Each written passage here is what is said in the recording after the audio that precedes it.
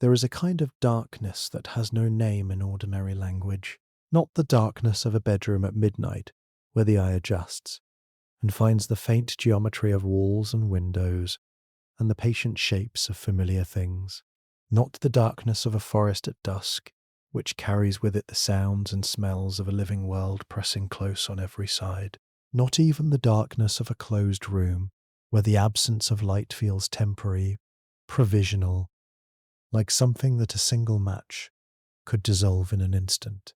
This darkness is different. This darkness is total, and it is not merely an absence. It is a presence.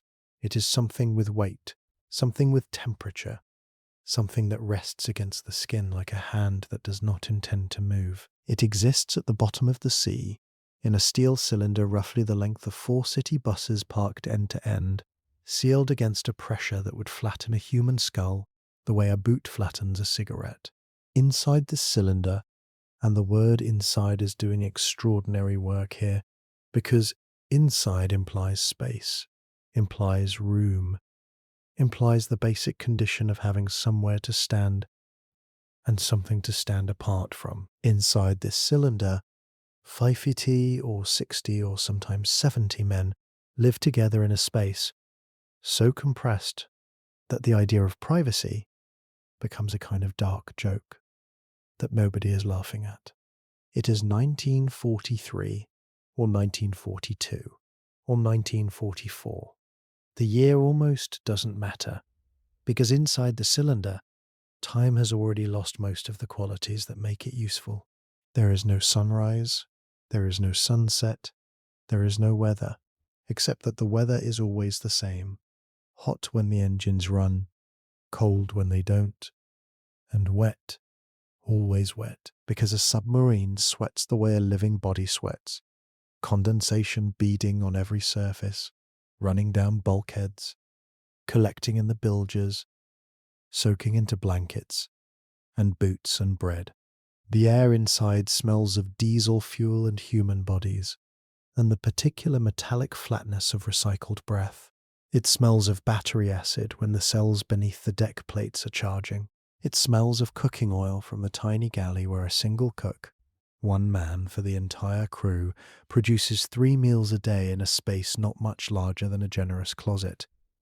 It smells of oil and grease and rubber seals, and sometimes, when the head, the toilet, the single toilet, shared among 60 men, a toilet that requires a precise sequence of valve operations to use safely, and which, if operated incorrectly, can spray its contents back over the user with the indifferent enthusiasm of a fire hose. When the head has been recently used, it smells of that too. This is where men went to fight the war, not the romantic war of the surface, with its horizons and its clouds and its sense of scale. Not the war you can see from a height, where the ships move like game pieces and the flags mean something. This is the war beneath the surface, where the horizon does not exist, where up and down are concepts imposed by instruments rather than felt in the body, where a man's entire world is measured not in miles, but in steps, and where most of those steps end in a wall. You would not survive a night in this place, not because you are weak, not because you lack courage or resilience or the fundamental human capacity to endure discomfort, but because the submarine is not a place that was designed for human beings to inhabit. It was designed for a machine to function. The human beings were added later as a necessary inconvenience, arranged around the machine's requirements, the way luggage is arranged around the machinery of a cargo hold, fitted in wherever the geometry allowed, compressed into whatever volume remained a feet of the weapons, and the engines and the ballast tanks and the torpedo tubes had taken everything they needed. The submarine did not make room for you. You made room for the submarine. And before we go any further, if you've found your way here, to this quiet place, to this unhurried kind of storytelling, if these long, slow journeys into the forgotten corners of human experience help you rest, help you breathe, help you step away from the noise of everything that demands your attention during the day. When you subscribe, you're not just supporting a channel, you're helping keep this kind of careful, immersive storytelling alive. The kind that doesn't rush, that doesn't shout, that believes the story deserves the time it takes to tell. If this space gives you somewhere steady to rest your thoughts, stay with me. Settle in. This is the story of what it was like to live and fight, and sometimes die, inside a World War II submarine. The first thing that happens when you step through the hatch, and stepping through a submarine's hatch, is itself an education, because the hatch is a circular opening roughly 550 centimeters in diameter, and passing through it requires a particular combination of ducking and turning and lowering and maneuvering that the body learns only through repetition, that the uninitiated manage only with an ungainly series of adjustments that experienced crew members find quietly amusing. The first thing that happens is that your body performs a rapid, involuntary audit of the available space and concludes that the available space is wrong. The human animal is accustomed to certain basic spatial allowances, a corridor wide enough to pass another person without turning sideways, a ceiling high enough that the arms raised do not immediately encounter an obstacle, a room deep enough that a few paces in any direction do not immediately return you to where you started. These are not luxuries. They are the minimum spatial conditions under which the mammalian nervous system operates without registering an alarm. Inside a German Type 7 U-boat, the most produced submarine of the war, the vessel that prosecuted the Battle of the Atlantic in greater numbers than any other, the crayfish that sank more Allied tonnage than any other weapon system in the German arsenal, none of these conditions exist. The pressure hull's interior diameter is 4.7 meters at its widest point. This sounds, stated plainly, like it might be enough. It is not enough, because that 4.7 meters must accommodate, running the full length of the boat, a series of equipment installations that consume the majority of the available volume: pipes, conduits, valve clusters, gauges, junction boxes, electrical runs, periscopes, torpedo loading mechanisms, the hydraulic systems that control the diving planes, and running beneath the deck plates for the entire length of the vessel, 2 banks of lead-acid batteries containing 62 individual cells each, totaling 124 cells, each cell weighing approximately 750 kilograms, the entire battery installation displacing a volume that, if it were available to the crew, would have doubled their living space. It is not available to the crew. The batteries are not there for the crew. The crew is there for the batteries. A Type 7 had a standard crew complement of between 44 and 552 men, though wartime conditions and the need for additional specialists sometimes push this number towards 60. 50 men in a hull 67 meters long.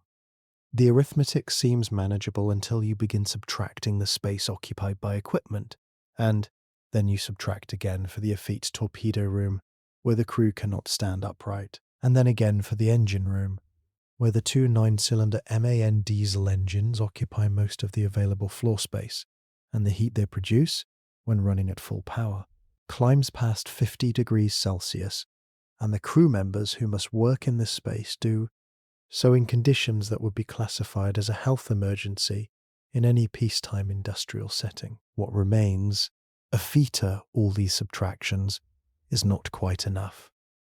The sleeping arrangement that emerged from this geometric problem was called hot bunking, though the German crews had their own ways of describing it, few of them printable. A Type 7 carried 26 bunks for a crew of 580. The mathematics are simple. At any given moment, a significant portion of the crew is on watch, performing duties that require them to be awake and present at their stations. A significant portion of the remaining crew is sleeping. The bunks are therefore shared in sheets. One man climbs out, another man climbs in. The sheets, when sheets were clean enough to be called sheets, retained the warmth and the smell of the previous occupant. The bunk you slept in was never entirely yours. It was a borrowed space in a borrowed world, on loan for as long as your watch allowed. The bunks themselves deserve description, because the word bunk implies a generosity that these structures did not possess. They were frames, essentially, steel or aluminum frames with a canvas or wooden base, roughly 60 centimeters wide and 2 meters long, stacked in tiers and fitted into every cavity that the hull geometry permitted. In the forward torpedo room, the crew slept alongside, and beneath the 4 forward torpedo tubes, their bunks literally cantilevered over or hung between the weapons. The torpedoes themselves, each one 8 meters long and weighing approximately 1,500 kilograms, each one containing approximately 300 kilograms of hexamite explosive, served as furniture. Men placed their personal belongings on them, draped clothing over them. In the early weeks of a patrol, before the spare torpedoes stored in the forward room were loaded into the tubes or fired, the men who slept there arranged their bodies around the geometry of these weapons, with the patient pragmatism of people who have made peace with the conditions of their existence. This peace was not given.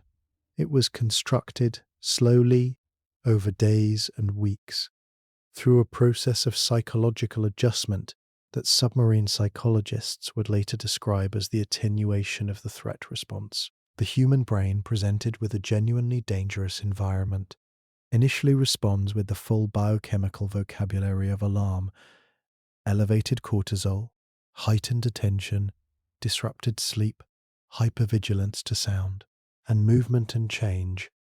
This is useful in environments where alarm leads to action and action leads to safety. Inside a submarine, alarm leads nowhere. There is nowhere to go. There is no exit available. The danger is not a discrete event that can be fled or fought. It is the permanent condition of being here, in this place, at this department, in this machine. And so, because the human nervous system cannot sustain a state of alarm indefinitely without destroying the organism it is trying to protect, it does something remarkable. It recalibrates. It redefeats its definition of normal. It finds a way to classify the unclassifiable as routine. The crews called this adjustment Bootserfahrung, boat experience. It was something accumulated over patrols, not taught in any classroom. Spent the first several days in a state of low-grade pervasive anxiety that they learned quickly not to discuss, because the experienced men did not discuss it, and not discussing it was itself part of the lesson. You learned to sleep with the sounds of the machinery. You learned to ignore the groaning of the pressure hull as the boat dove, a sound like a massive creature settling its weight, a sound that could not be distinguished by the uninitiated from the sound of something failing. You learned to read the vibrations coming through the hull, the particular rhythm of the electric motors when submerged, the different rhythm of the diesels on the surface, the absence of sound that meant something was wrong, and to interpret them the way a musician interprets notation, automatically, without conscious effort. You learned above all to manage your relationship with the air. The air inside a submerged submarine is not the same substance as the air outside it. Chemically, physiologically, the distinction is profound, and it begins the moment the boat seals its hatches and dives below the surface. A Type 7 carried compressed air in storage bottles, a reserve that could be released into the pressure hull to replenish the oxygen being consumed by 5 human beings breathing, metabolizing existing. The boat also carried a carbon dioxide scrubbing system, a chemical installation that absorbed the CO2 exhaled by the crew and prevented it from reaching concentrations that would cause incapacitation.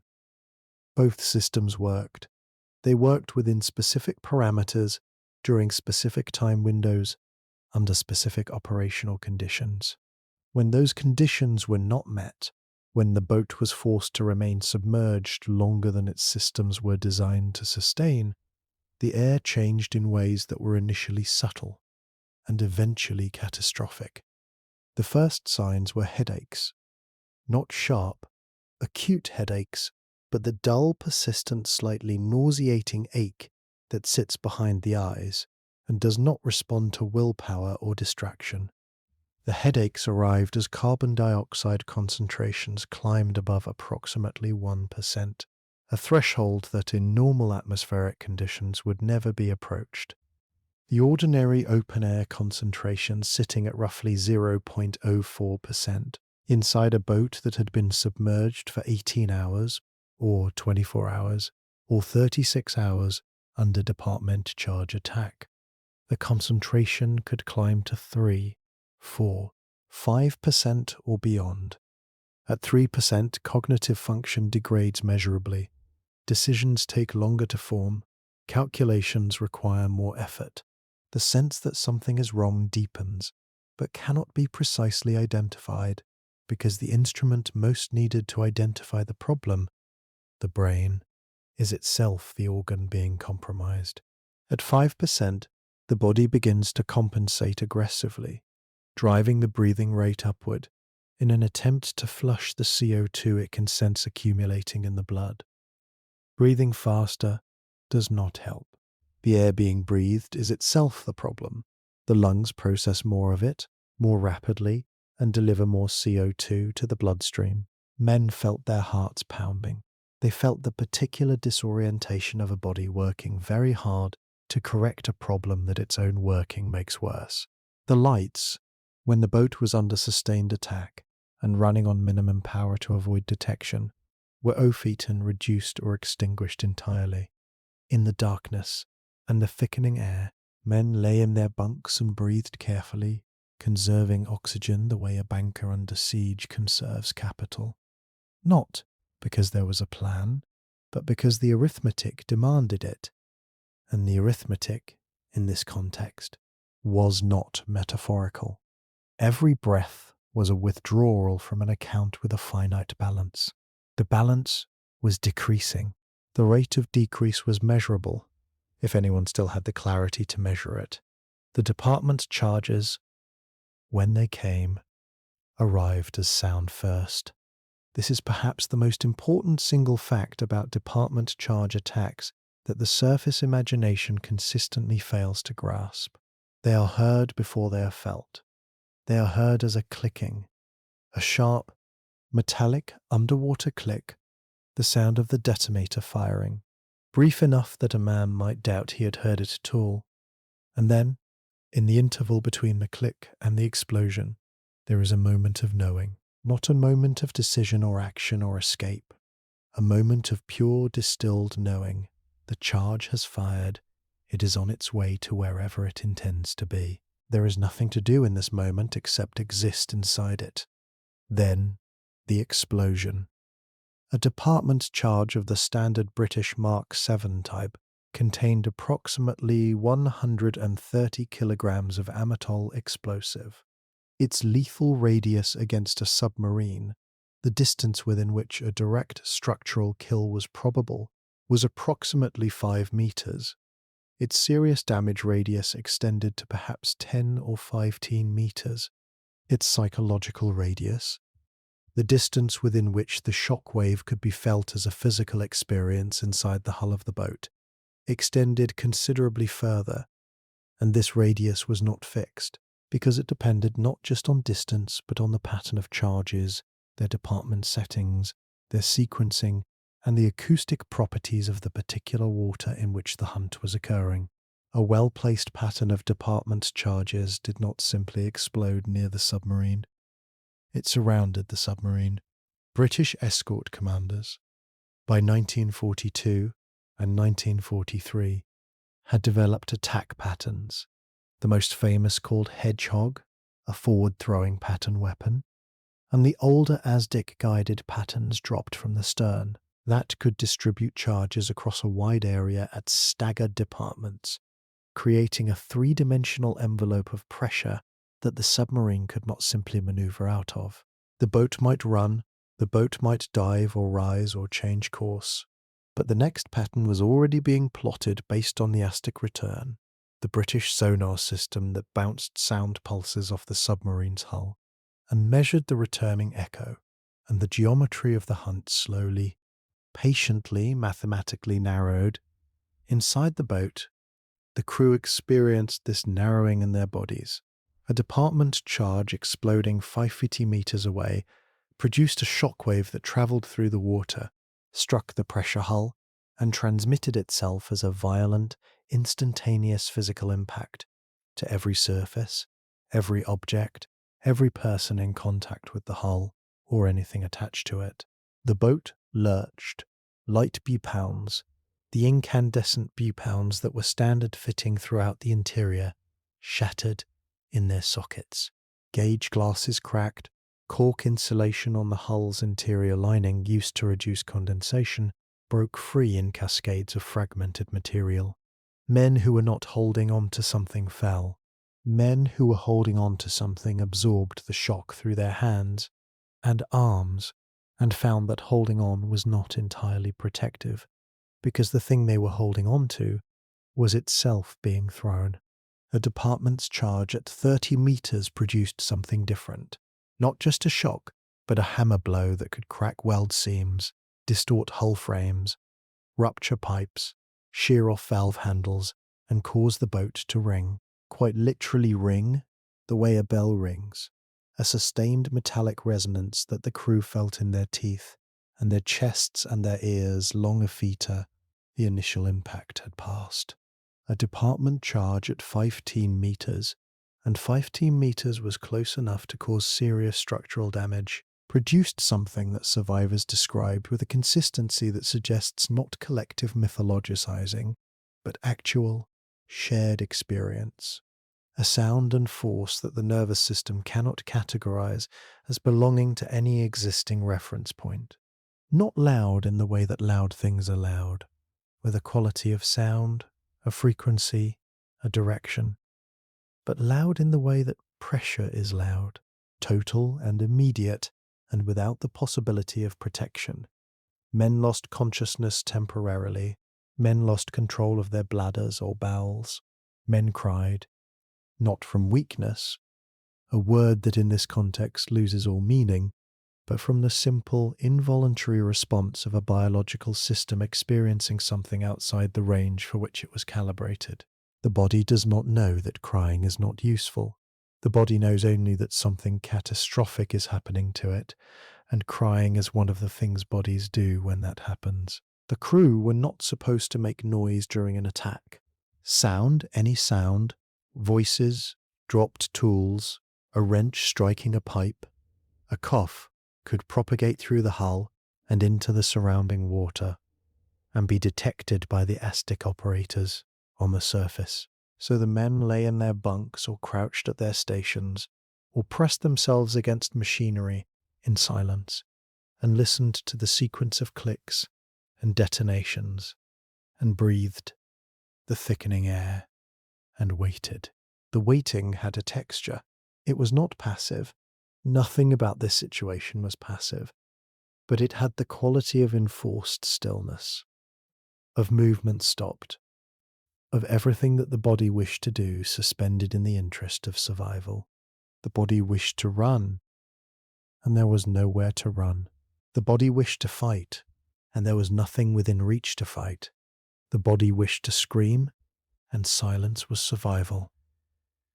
So the body sat, or lay, or crouched, and routed the energy of its terror into the only channels available, the hands that gripped harder, the jaw that clenched tighter, the eyes that moved faster in the darkness, looking for something that could be evaluated, and managed, finding nothing. The boat's commander, typically stationed at the periscope or beside the hydrophone operator, listening to the sounds of the pursuers above, made decisions in this silence that would determine whether the Faifiti men in his charge survived the next hour. These decisions were not made with full information. They were made with fragments, the bearing of the pinging ASDIC, the estimated position of the escort ships, the department gauge, the battery charge indicator, the compass, and the commander's accumulated understanding of how the hunt above was being prosecuted developed from experience. and inference and a kind of tactical imagination that the best U-boat commanders possessed to a degree that their enemies found, when they studied the patrol records of feet of the war, genuinely remarkable. Gunter Prien, who commanded U-47 and penetrated the British naval base at Scapa Flow in October 1939 to sink the battleship Royal Oak, a feat so audacious that even the British Admiralty, reviewing the action a feetward, experienced something resembling involuntary admiration, described the experience of department's charge attacks in terms that were characteristically understated, as U-boat commanders' accounts tended to be, because understatement was itself a form of survival. To state the full dimensions of the experience was to make it real in a way that made functioning impossible. Better to compress it. Better to give it the shape of a technical problem, a set of variables to be managed, a calculation to be performed. The calculation, in its simplest form, was this. The Aztec could locate the boat as long as the boat was making noise, and as long as the Aztec operators maintained their contact. If the boat could create distance, not a great deal of distance, just enough to break the contact, to move outside the reliable range of the ASD's accuracy, roughly somewhere between 800 meters and 1500 meters depending on thermal layers in the water, then the hunt became less precise and the charges fell further away. The challenge was that creating distance required moving, and moving required power, and power came from the batteries, and the batteries were not infinite. The battery capacity of a Type 7, when fully charged, was sufficient to propel the boat at maximum submerged speed, roughly 7.5 knots, for approximately 1 hour. At 2 knots, the economy speed the same batteries could sustain propulsion for roughly 70 hours. The arithmetic between these two figures defined the submerged endurance of the boat, and by extension, the duration of the hunt that the crew could survive before they either surfaced, which was possible only if the surface was clear of enemies, and the surface was rarely clear of enemies during a sustained department charge attack, or, a feat or a long time, simply ran out of options. The hunter above understood this arithmetic. The U-boat commander understood it. The hunt was therefore not merely a physical contest. It was a calculation. Two different parties working the same equation from opposite ends, each trying to exhaust the other's resources before their own were depleted. For the U-boat crews of the early war years, 1940-1941, the period that veterans later called Die glückliche Zeit, the happy time, with a bitter irony that the phrase entirely earns, the arithmetic generally favoured the submarine. The Atlantic was vast. Allied anti-submarine capability was limited. Aircraft with sufficient range to patrol the mid-ocean gap was scarce. Convoy escort groups lacked experience, lacked equipment, and sometimes lacked ships. A U-boat that dove and went quiet and waited had a reasonable chance of losing its pursuers, surfacing a feet of darkness, recharging its batteries under the stars, and continuing its patrol. The happy time ended. It ended not suddenly, not in a single battle or a single month, but gradually, and then comprehensively, the way that mathematical inevitability arrives, first as a trend, then as a pattern, then as a certainty that was always the destination, even when the distance to it seemed indefinitely large. The Allies developed better Aztec. They developed the hedgehog pattern weapon, which could attack without losing sonar contact, the way the older stern-dropped charges did. They developed escort carriers, small, unglamorous, desperately uncomfortable flat decks, converted from merchant hulls or purpose-built as inexpensive alternatives to fleet carriers, that extended air coverage over the mid-ocean gap, the area of open Atlantic that had previously been beyond land-based air range and where U-boats had operated with relative impunity. They developed most crucially the ability to read the traffic. The Enigma decryptions The work performed at Bletchley Park by a collection of mathematicians, linguists, chess champions, crossword enthusiasts, and structural eccentrics that defies any tidy characterization, meant that by 1943, the Allies had the ability to route convoys around known U-boat patrol positions and to vector hunter-killer groups towards submarines, whose positions had been revealed by their own signals. The U-boats communicated with Berlin constantly because Admiral Dönitz's system of command required position reports, weather reports, sighting reports, attack reports, all transmitted by radio in Enigma encrypted Morse code, all being read by people who were supposed to be unable to read them, all feeding into a vast organizational knowledge that enabled the Allies to fight a war whose shape they could see and their opponents could not. The U-boat crews knew nothing of this. They knew only that the war was becoming more dangerous, that the department charges were falling more accurately, that the escorts seemed to anticipate their movements with an uncanny precision, that the commanders at sea attributed variously to improved ASTIC, better training, lucky guessing, and in one famous case, though the man who said it would not survive long enough to learn how correct he was, to the possibility that they were being tracked by methods they could not detect or counter. By the spring of 1943, a period naval historians mark as the decisive turning point of the Battle of the Atlantic, the month called Black May in German records, because in May alone, 41 U-boats were lost. The highest monthly toll of the entire war. The arithmetic had inverted completely. A U-boat sailing on its first combat patrol in the Atlantic in 1943 had approximately a 50% chance of not returning. By 1944, this figure was worse. By 1945, the U-boat arm had lost 30,000 men out of approximately 40,000 who served, a casualty rate of roughly 75%, a figure that has no parallel among any major combatant arm of any nation in the entire war. No infantry division, no bomber group, no surface fleet suffered losses at this proportion. Over this sustained period, the men who sailed into this mathematics did so knowing the mathematics, not with the precision of a historian's hindsight, but with the particular knowledge that comes from watching the boats that do not come back. Every crew had friends who had not come back. Every boat that returned brought news of boats that hadn't. The ratio of departures to returns was not a secret. It was the permanent background awareness against which daily life on the boat, the small rituals, the card games, the arguments about the quality of the cook's food, the jokes that veterans still cannot explain to outsiders, was lived.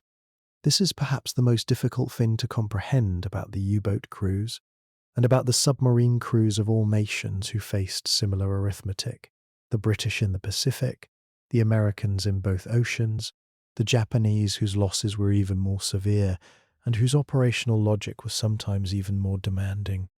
How do you function in the knowledge of this?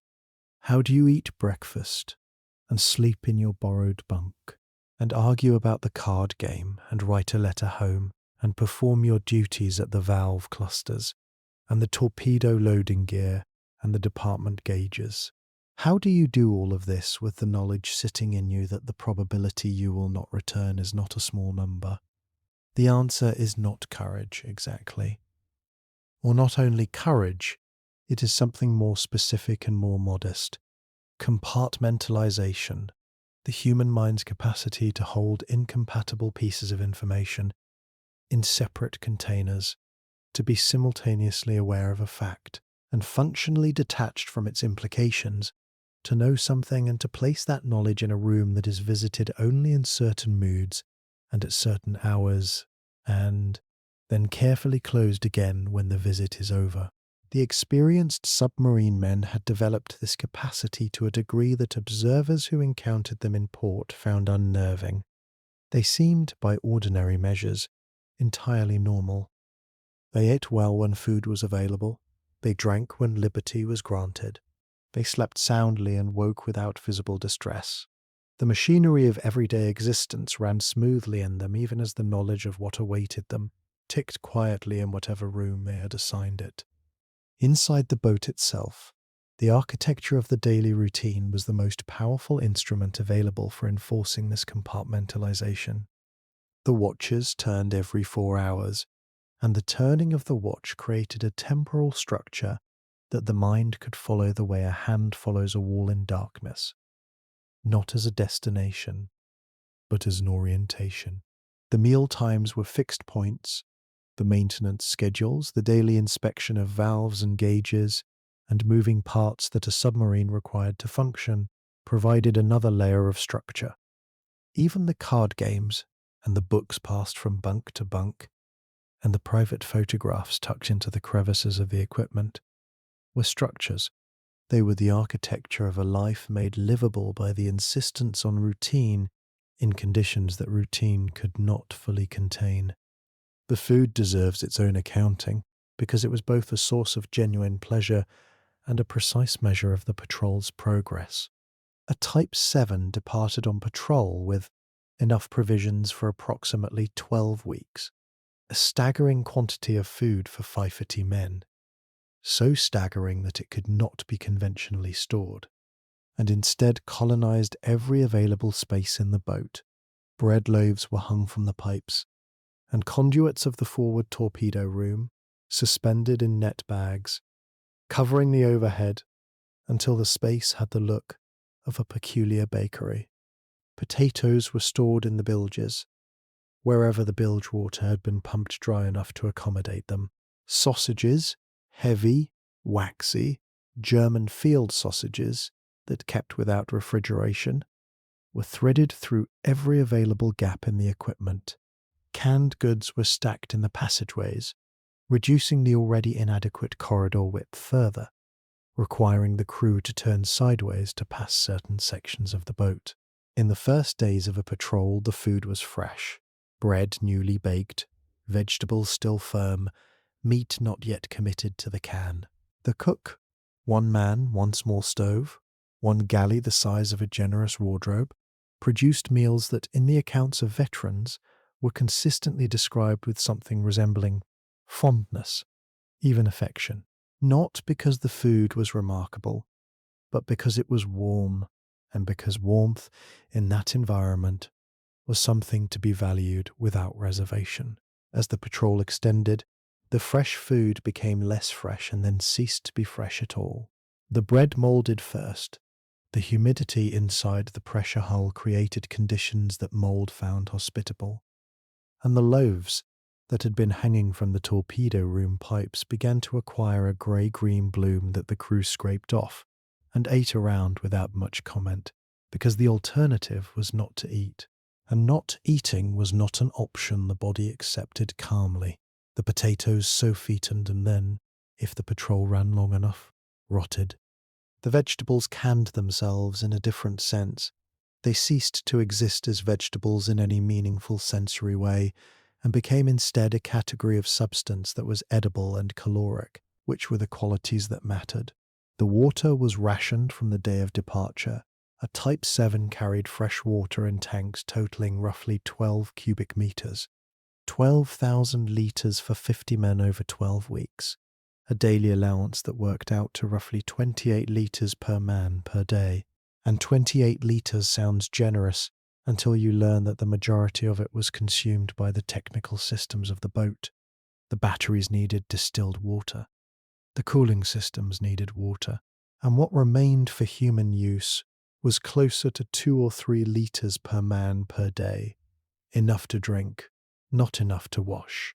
The hygiene consequences of this arithmetic were total and, to an outside observer, extreme. The crew did not shower. There were no showers. They did not wash with any regularity. There was not enough water, and even if there had been water, there was not enough space. And even if there had been space, the perpetual state of readiness, the knowledge that at any moment the boat might be required to dive, to change speed, to alter course, to respond to something the hydrophone operator had detected, made any activity requiring undress and vulnerability a luxury that the crew could not afford to be caught engaged in. They smelled. This is not said cruelly or dismissively, but as a precise fact of their existence. They smelled of diesel, and sweat and the particular staleness of human bodies in close confinement. And this smell was so constant and so complete that after the first few days it ceased to register. The olfactory system, which habituates to sustained stimuli with remarkable efficiency, simply stopped reporting it. The crew moved through a miasma that would have been physically intolerable to an outsider, and was for them the sensory background of daily life, as unremarkable as the hum of the motors or the motion of the boat. The motion of the boat. This too requires examination, because the motion of a submarine differs fundamentally from the motion of any surface vessel, and the difference is not merely a matter of degree, but of kind. A surface ship rolls. It pitches. It follows the surface of the sea, which is itself following the wind, and the result is a motion that, while sometimes severe, is at least referential, anchored to a visible, comprehensible cause. The wave arrives, the ship responds, the wave passes. There is a rhythm to it, even when the rhythm is violent. A submarine, when submerged, does not roll in the same way. It does not follow the surface. It moves through a medium that is far denser and far less variable than air, and its motion is controlled by its planes and its ballast rather than by the sea above it. But this does not mean the motion is still. It means the motion is different, a slower, heavier oscillation when the boat is shallow and the surface is rough, a more subtle but persistent movement at departments, the occasional lurch when the boat crosses a significant density boundary, or when a maneuver requires the planes to bite hard. The boat does not rock. The boat sheafets, a distinction that the inner ear finds more difficult to manage than the familiar rhythm of rolling, which is why experienced submariners who had made their peace with the surface found the submerged motion generated its own particular nausea in new crew members, a nausea compounded by the smell and the air quality and the confinement. Seasickness in a submarine is an especially unpleasant prospect, because the usual recourse available to the sick sailor, fresh air, horizon, the open sky, is not available. You are sick inside a sealed cylinder, and you will remain sick inside a sealed cylinder for as long as the boat remains submerged, which may be many hours.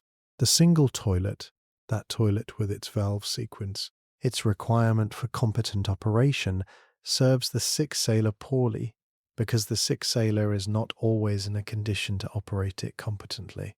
And incompetent operation of a submarine toilet at department creates a problem that the boat's crew will not forgive quickly or forget easily. The heat. The heat is the element most consistently mentioned in crew accounts and most consistently underappreciated by the historical imagination, which tends to picture the submarine experience as a cold one. Cold department, cold sea, cold darkness. In the engine room and the motor room, when the diesels or the electric motors were running at significant power, the temperature regularly exceeded 45 degrees Celsius. Men worked in this environment for 4-hour watches. They wore as little clothing as the modesty of shared space allowed.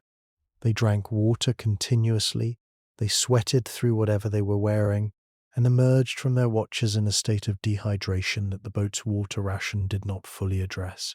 Forward, in the torpedo room and the crew's quarters, the temperature was more moderate, but still significantly above any comfortable range. The diesel exhaust warming the hull, the body heat of feety men, the chemical processes of the batteries, all contributed to an ambient warmth that in winter felt almost pleasant, and in summer was simply the constant companion of every waking and sleeping hour. Men slept not from the tiredness of minds at ease, but from the tiredness of bodies that had been working harder than they appeared to be. Simply existing in this environment was metabolically more expensive than existing in ordinary air, because the body was continuously managing CO2 levels, temperature regulation, and the baseline stress response that never entirely went away, the noise. The noise of a submarine at sea is something that the outside imagination does not typically encounter, and yet it is one of the defining sensory facts of the experience, because it is not silence.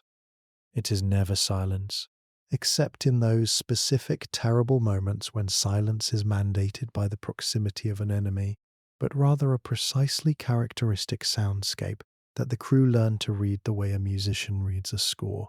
The diesels, when running on the surface, produced a sound that past a certain threshold of familiarity simply became the sound of the world being normal. It was a deep, rhythmic, mechanical sound that transmitted itself through every surface of the boat, but could be felt in the deck plates underfoot, and in the bulkheads, and in the bunk frames, that varied in pitch and intensity with the throttle setting, and gave the crew continuous information about the boat's speed and power condition, without requiring them to consult any instrument. When the diesels stopped, when the boat began its dive, and the diesels were shut down and the clutches disconnected, and the electric motors engaged, the quality of sound changed absolutely, and this change was itself information. The dive, the transition, the entry into the world where silence was not a choice, but a weapon. The electric motors were quieter than the diesels, but not silent. They produced a hum, a frequency specific enough that experienced crew could distinguish between the two motors, could tell from the sound alone which motor was running at, what power level could detect anomalies in the motor's behavior, a slight change in pitch, an irregularity in the hum that might indicate a mechanical problem requiring attention before it became a mechanical failure requiring disaster. The hydrophone operator, stationed at his instrument, listened to a broader soundscape, not the sounds of the boat, but the sounds coming through the water from outside the boat. The hydrophone was, in essence, a very sensitive underwater microphone, directional enough to give bearing information, sensitive enough to detect surface ships at ranges up to 20 or 30 kilometers in good acoustic conditions, sensitive enough also to detect the ASDIC pulses of searching escorts as they swept across the water, looking for the echo that would tell them the submarine was there. The ping. This word appears in nearly every surviving crew account, and it appears with a frequency and a weight that indicates it was the single most emotionally charged acoustic event in the submarine experience. The ASDIC pulse, transmitted by the escort's transducer and propagating through the water in an expanding cone, struck the submarine's hull and reflected back toward the transmitter. And the reflected pulse, the ping, was the sound of being found, not the sound of being attacked, not the department's charges themselves. The ping. The sound of the hunter's gaze arriving, the moment before everything that follows. A good hydrophone operator could distinguish between an ASDIC pulse sweeping across the boat's position without making firm contact, the pulse arriving at an angle, reflecting weakly or incompletely, and an ASDIC pulse that had achieved what the British operators called a firm echo, meaning the geometry of the reflection was clean and unambiguous, and the escort's plot now had a reliable position to work from. This distinction, communicated to the commander in the few seconds between the ping's arrival and whatever followed from it, was operationally critical. It was also psychologically enormous, because it was the difference between the hunter searching and the hunter found, the psychological texture of the hunt, the sustained, hours-long experience of being hunted by something you cannot see, cannot attack, cannot outrun, was the element of submarine service that the post-war psychological literature most consistently identified as the source of lasting damage in survivors. Not the discomfort, not the danger, not even the deaths of crewmates, though all of these contributed. It was the specific combination of extreme threat, complete passivity, and total uncertainty. The inability to do anything except wait, and breathe, and listen. That created a wound in the nervous system that for many men did not close when the war ended. They called it by various names. The German veterans referred to nerves with their characteristic understatement, or to Erschöpfung, exhaustion, or sometimes, with slightly more candour, to the way sounds at home could still, years later, produce reactions that their families found impossible to explain. A car backfiring, a door slamming, the particular pitch of a diesel engine, not pleasant associations once, not simple startle responses. Something older and less manageable than that, the body's memory, separate from the mind's, insisting that the click before the explosion was a real thing that required a response, even when the click was only a dropped pot in a kitchen in Hamburg in 1952. The boat ran on schedules and watches and the steady rhythm of necessary work, and this rhythm was itself a form of therapy, not prescribed, but evolved in the same way that all things aboard the submarine evolved, through the pressure of necessity, through the gradual discovery of what was required to keep 50 men functional in conditions where functionality was not the default state. The officers of the watch were responsible not just for navigation and command, but for something that did not appear in any manual and was not formally acknowledged in any training program: the management of the crew's psychological state. The good commanders knew this. They knew that morale was not a sentiment. It was an operational capability, as real and as limited as the battery charge or the compressed air reserve, and it required the same careful management. They kept the crew busy when busy was possible. They provided information, not all the information, not the information that would have been paralyzing, but enough information to give the crew a sense that someone knew what was happening and had a plan about what to do with it. They maintained the routines. They ate with the crew when time and circumstances allowed, because the shared meal was one of the few rituals that cut across rank and experience, and reminded everyone in the boat that they were, in whatever they were doing here, doing it together.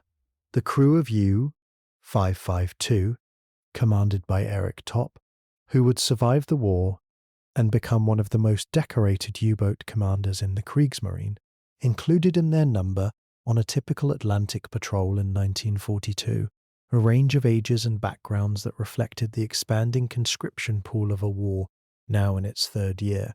The experienced corps, veterans of multiple patrols, men who knew the boat's sounds and the watch rhythms and where to sleep and how to eat, and when to worry and when, crucially, not to worry, was supplemented by newer men, some of them barely 20 years old, for whom this patrol was their first encounter with the specific grammar of submarine service. The experienced men did not coddle the new ones. Coddling would have been condescension, and condescension was not something the confined social world of a submarine could sustain, but they did something perhaps more valuable. They modelled. They demonstrated, through their own behaviour, what functional calm looked like in the specific context of the boat, when a new man startled at a sound that the veterans recognised as routine, the deep groan of the hull as the boat crossed a thermocline, say, or the particular clunk produced by a poorly secured piece of equipment in the forward room. The veteran nearest to him did not say anything, and did not change his expression, and this silence and this unchanged expression were the information. Everything is fine. I am fine. If something were not fine, I would look differently. Look at my face and learn what fine looks like here. The social order of the submarine was compressed by confinement into something unusually intimate.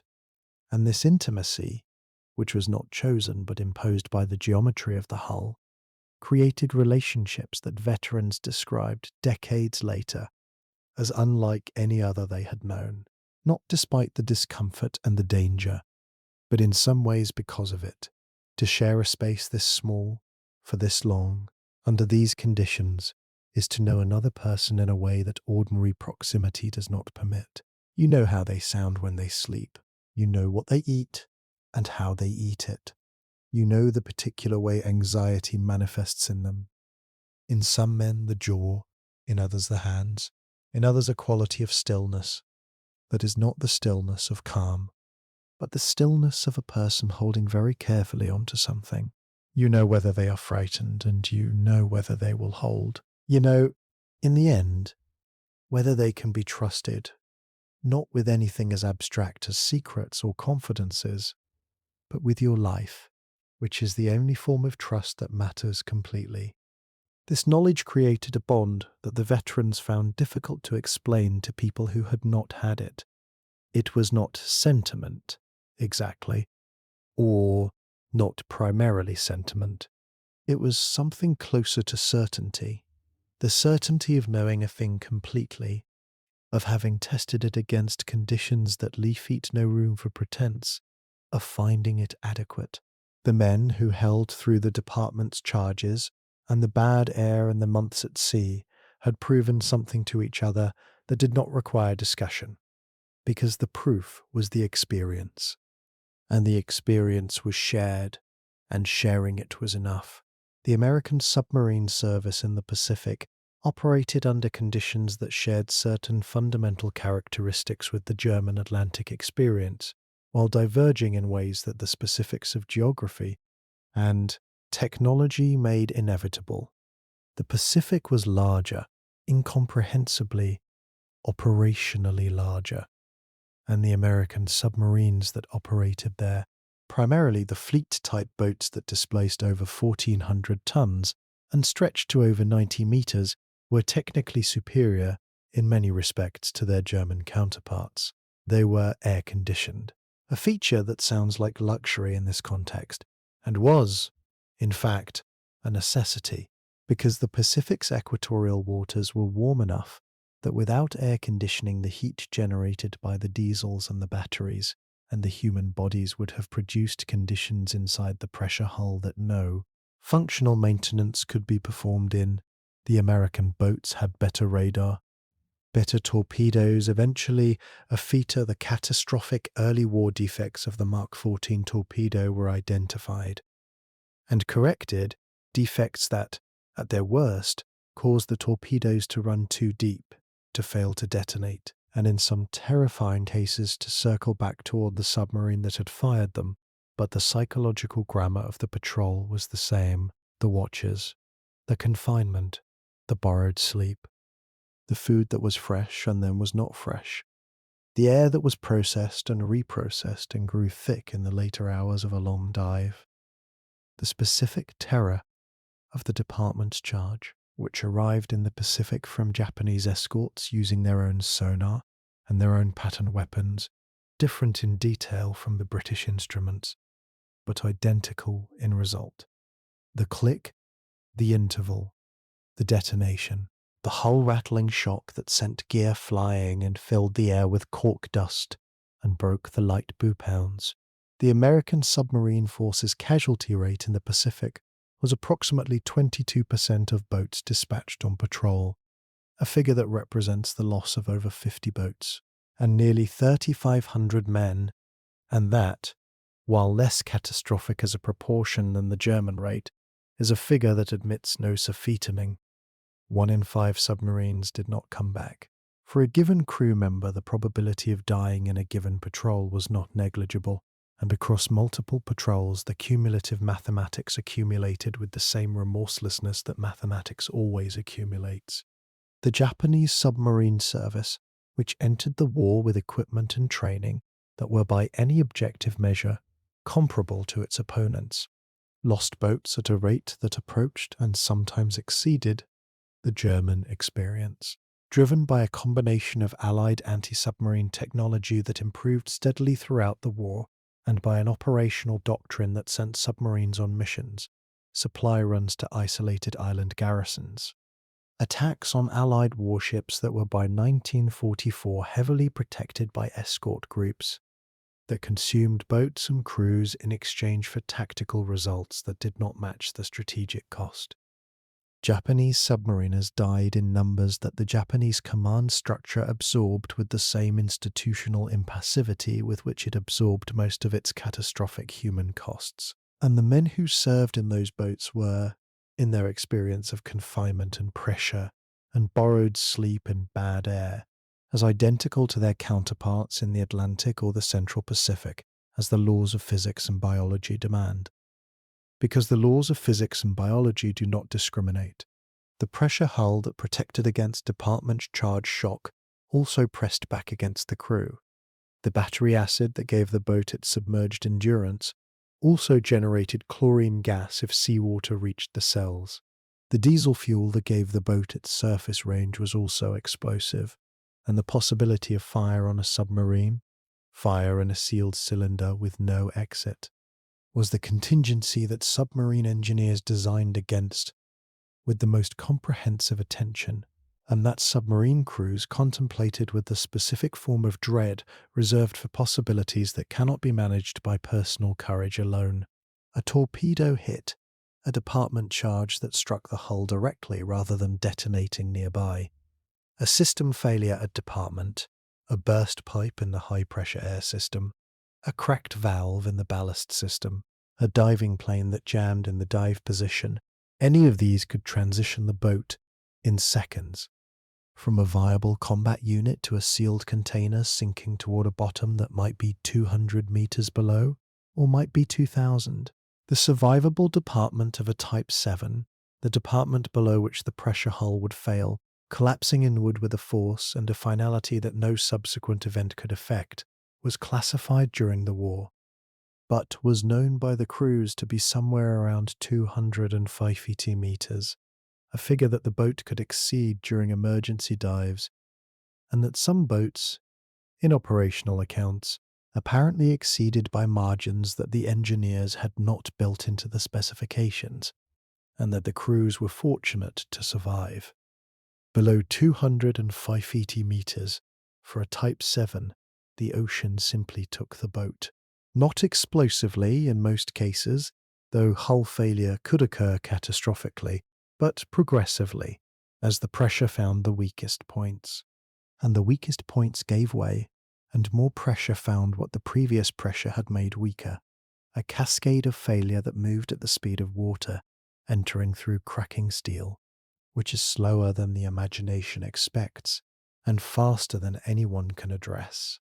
The men who died this way, and they were not few, died in darkness, in the specific darkness of a boat that had lost all power, in air that was rapidly being replaced by water, in a space so small that there was nowhere to move that was not already full of other men doing the same thing, trying to get to somewhere higher, trying to find the emergency breathing sets, trying to remember the procedures for emergency escape that every submariners was taught in training, and that, in the specific context of a sinking boat at departments, almost never were available to apply.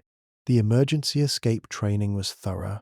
The equipment, the DSAA set for British submariners, the Draeger device for Germans, was designed carefully by engineers who understood the physiology of ascent from department, and who had, in calm conditions in training tanks, validated its function. The training tank was not the ocean. The training tank had visible walls and a surface that could be seen from the bottom, and instructors positioned at intervals to assist, and no one trying to kill you above it, and no hull collapsing around you. The men who survived sinking submarines and lived to describe the escape were rare enough that their accounts were studied intensively by naval authorities looking for patterns that could improve the training or the equipment. Most of the men who went down with their boats did not survive. There is a wall in Germany, at the U-Boot Memorial in Moltenort near Kiel. It lists names, the names of the 30,000 men of the German U-boat arm who did not return. It is a long wall. It is the longest such memorial wall in Germany, perhaps in Europe, perhaps in the world, for a single arm of a single service. Visitors to the memorial report that the sheer physical length of it, the distance one must walk to traverse it, the time required to read all the names, the way the names accumulate, and continue to accumulate past the point at which the mind can absorb individual identities and begins instead to receive them as a collective mass, is the most powerful thing about it. Not any single name, not any single story, but the arithmetic of the names themselves. 30,000 men, in boats, in darkness. In the mathematics of a war that consumed them at a rate that the German Naval Command, which understood the rate perfectly well by mid-1943, continued to send men into, because the alternative, withdrawing the U-boats, conceding the Atlantic, was a strategic admission that the command structure was not prepared to make. The boats continued to sail, and the rate of return continued to fall. And the new crews who replaced the lost ones were younger and less experienced and trained for fewer months than the men they replaced, because there was not time to train them longer, and because the arithmetic demanded their presence now, not a feature they were ready. The British submarine service, operating primarily in the Mediterranean and the North Sea and the approaches to Norway, sustained its own losses against an enemy, the Italian Navy and the German coastal defences, and produced its own crews who lived the same watch rhythms and ate the same mouldering bread and breathed the same thickening air and lay in the same borrowed bunks, listening to the same sounds of pursuit, with the same suppression of the same fear. The T-class and S-class boats of the Royal Navy were smaller and less comfortable than the American fleet submarines, and in some respects less technically sophisticated than the German Type 7, though in operational effectiveness in their primary theatres they performed with distinction. The British submarine commanders developed their own particular culture, laconic, underplaying, relentlessly ironic, that mapped onto the broader culture of the Royal Navy's officer class, and then was modified by the specific demands of submarine service into something distinctive. The irony, in the submarine context, was not decorative, it was functional. It was a way of speaking about the unspeakable without speaking about it, a way of acknowledging the reality without being forced to inhabit it more fully than necessary. The rating, the enlisted man, of the British submarine service was generally a volunteer. The submarine service offered additional pay, and it offered the specific recruitment appeal of the unusual, and it attracted men who were, as a self-selected population, somewhat outside the normal distribution of risk tolerance and response to confinement. This does not mean they were fearless. The accounts leafed by British submarine veterans are as honest about fear as any others. It means they were, in some statistical sense, differently calibrated, more able to compartmentalize, or more drawn to the particular social world that the submarine created, or simply more willing to engage with the specific trade that submarine service represented. A significant increase in danger in exchange for a specific kind of participation in the war that felt, to the men who chose it, more direct, more meaningful, more consequential than alternatives. The meaning was real. The submarines of the Second World War, of all nations, had genuine operational impact. German U-boats sank 2,779 Allied ships of approximately 14 million tons. At the height of the campaign, they came close enough to severing the supply lines between North America and Britain that senior Allied commanders, reviewing the loss figures in private, contemplated outcomes that they did not discuss publicly. American submarines in the Pacific sank more than 5 million tons of Japanese shipping, merchant ships, tankers, troop transports strangling the island empire's supply of oil, and raw materials with a comprehensiveness that contributed directly to Japan's operational collapse. British submarines in the Mediterranean severed the supply routes to Rommel's Africa Corps at critical moments that operational historians continue to argue altered the course of the North African campaign. This was the work, this was what the borrowed sleep, and the bad air and the mouldering bread, and the department's charges, and the 30,000 names on a long wall in Moltenort were in service of. The strategic objective was real. The strategic result was achieved. These things are true. They do not make the mathematics easier. The patrol ended, when it ended, with a surfacing. The ballast tanks venting, The boat rising, the hatch being opened by whoever was nearest to it, and the first moment of the thing that had been absent for weeks. Actual air. Not processed air, not scrubbed air, not air that had passed through 50 pairs of lungs and been chemically cleaned and passed back again. Air from outside, from the surface, from the world. The crews that returned from long patrols described this moment. The opening of the hatch, the arrival of the air, with a uniformity that suggests it was genuinely one of the most intense sensory experiences of their lives. Not pleasant, precisely. The ocean air smelled of brine, and sometimes of diesel from the boat's own exhaust, and sometimes, in the areas where the fighting had been heaviest, of other things that did not have polite names. But it was real. It was outside. It was not the inside. They emerged blinking into whatever light was available. Dawn, dusk, full moon, the stars.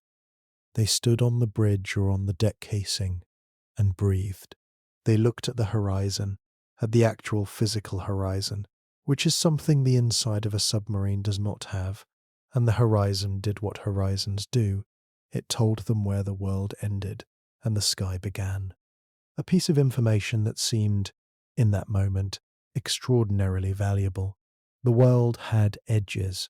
The sky was separate from the sea. The sun was where it was supposed to be. They had come back. Not all of them, not always all of them, but this crew, on this day, from this patrol, they had run the arithmetic, and the arithmetic had not, this time, been final. They brought the boat in, and they tied up, and they walked down the gangway onto the pier, and the pier was solid in a way that their legs remembered only partially a feet of weeks at sea, so that walking on it required a moment of reacquaintance, a recalibration. They were wearing, in most cases, the same clothing they had worn for the entire patrol. They smelled like diesel and bodies in the closed world they had inhabited. The dock workers who received the lines, the flotilla staff who came aboard to debrief, the musicians who sometimes played, German U-boat flotillas, had bands that played returning boats in, a tradition that now reads as surreal in the context of what the crews had been doing. All of these people existed in a world that had been proceeding normally in the weeks since the boat had leafed. The war on the surface, the supply lines, and the air raids, and the news from the fronts that arrived by newspaper and radio in all the places that had newspapers and radios. The submariners had none of this. The weeks inside the boat were weeks outside of that world, and re-entering it required adjustment in both directions. The crew adjusting to the world adjusting to having them back, which it accomplished with varying degrees of success. The leave, when granted, was brief. The repair period, when the boat was examined and resupplied and made ready for the next patrol, was also brief, briefer as the war progressed and the pressure on the flotillas increased.